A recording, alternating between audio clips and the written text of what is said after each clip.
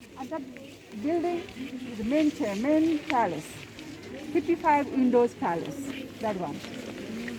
There are altogether 55 windows. Right? Initially, they were built in 14th century and rebuilt in maintenance in 17th century. Right? And in ancient time, in the medieval period, the royal palace were not merely only for the royal activities, also used as the center of administration, cultural activities, and for the festival. Right? And the female royal family members were not allowed to come out to observe the festivals. So they used those windows to observe the program. They were stand behind the windows and observe. So people could not see them, public could not see them, and they could see everything. Okay, that's it. Our traditional culture. Okay, we are going inside. Hello, namaste. You need more? Namaste. No, I have one. Thank you. Take it one, Anu. What's that? Take it one. You want me to take? No, we don't know. We don't need. We have. Thank you. One only, please. Hey, Happy little. Today we are here at Bhaktapur Darbar Square. You see, very cool place. There is very few people. And Sushma Kharil ma'am.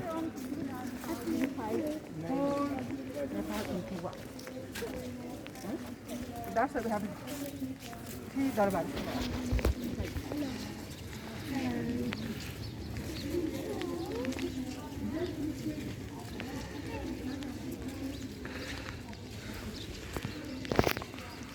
This is the tour of Isha Foundation.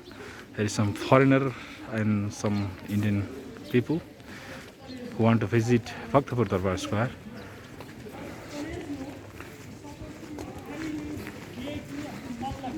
And here is Krishna Kharil sir.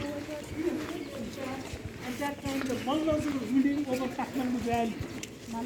The Malla dynasty was ruling over Kathmandu Valley, and because of that reason, the temple of goddess Taleju is situated in all three ancient cities of Kathmandu Valley.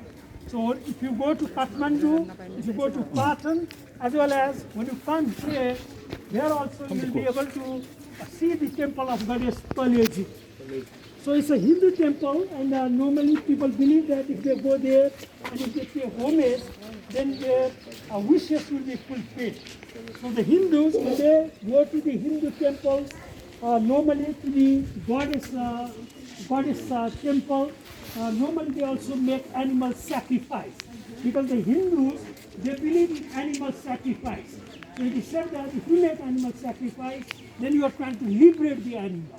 You are trying to give the animal a better life. So with that concept, they make animal sacrifices, and once in a year, during the month of September, October, we have a huge festival, big festival of the Hindus, which is known as Dasai. And during that time, thousands and thousands of people, they come here to pay homage to goddess Taleju. And during that time, they bring different kinds of animals. Okay, animals such as buffaloes, goats, sheep, as well as birds, such as chickens and even ducks are brought here, and then it is sacrificed. And once the animal is sacrificed, the animal is taken back to the home, and then in the evening, they call their friends, relatives, and then they have a grand feast. Okay, that is how they celebrate the festival. And as I've told you, this beautiful building that you see here used to be the old palace building. So the wooden carving that you see here is really beautiful. So this was also renovated. Okay, it was recently renovated, and it has been handed over to the municipality. And very soon, this is also going to be open for the public. So the building itself is almost 300 years old. And the pillar that you see here, okay, was the last king of Bhaktapur. So Kathmandu Valley was divided, going back to the ancient time.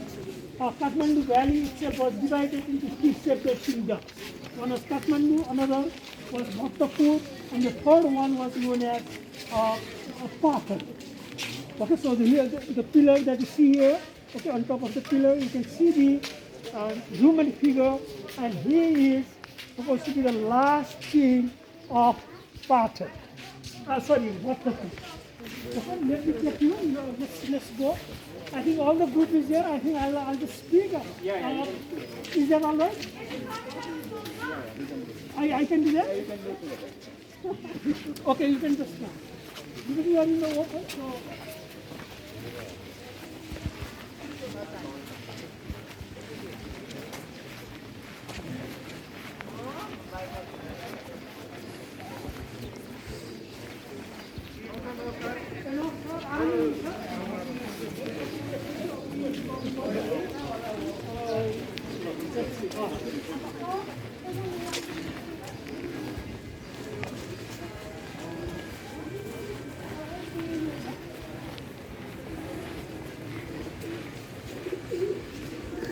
You're seeing in front of you, and this temple is dedicated to Pashupati Nath. Okay, it is dedicated to Shankar.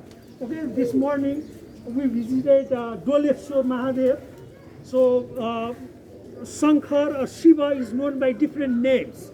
So going back to the ancient time, the kings, they were very religious people. Okay, the kings at that time, if they wanted to compete on anything, then it was in the arts and crafts. So many of the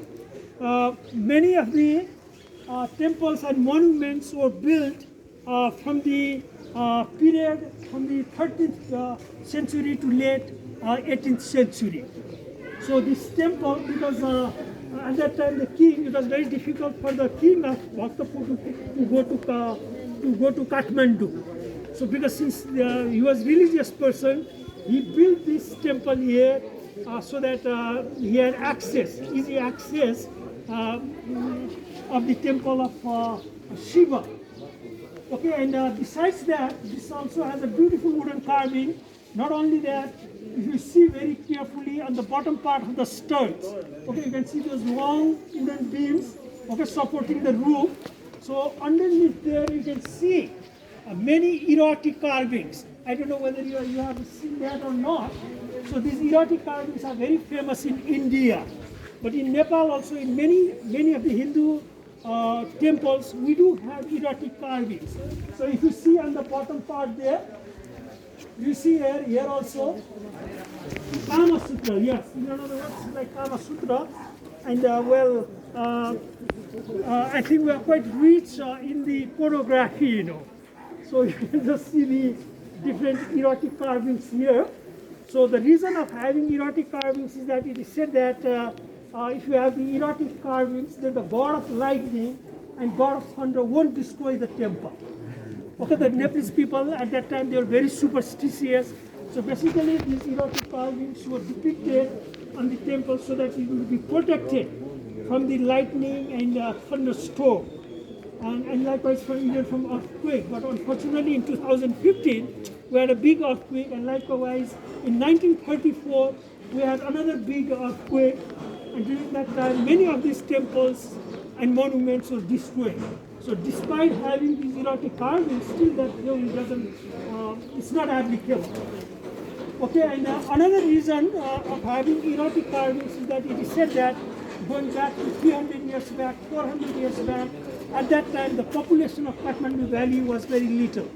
So in order to encourage people to have more birth, more children, these erotic carvings were depicted.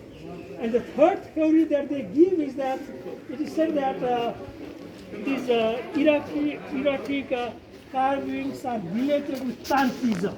So going back to 300 years back, 400 years back, we had a lot of learned people known as Gurus and all those people, they were practicing those kind of art, you know. So for ordinary men, when they come and they see these erotic carvings, they just see that and they laugh. But there is a deeper meaning to it. Okay, there is a lot of those things are hidden inside those erotic carvings. So later on in your free time, if you are, we are going to give you some 5-10 minutes free time, and if you are interested to take the photographs of the wooden carvings as well as of the surrounding, you are most welcome to do that. Okay, in fact, I think we should have one group photo later on, just for a memory. And you can just move around, okay, I mean you can go around and you can see a lot of those erotic carvings. and those erratic carvings are all different. So I think you can see that later on. Okay, let me take you to another place.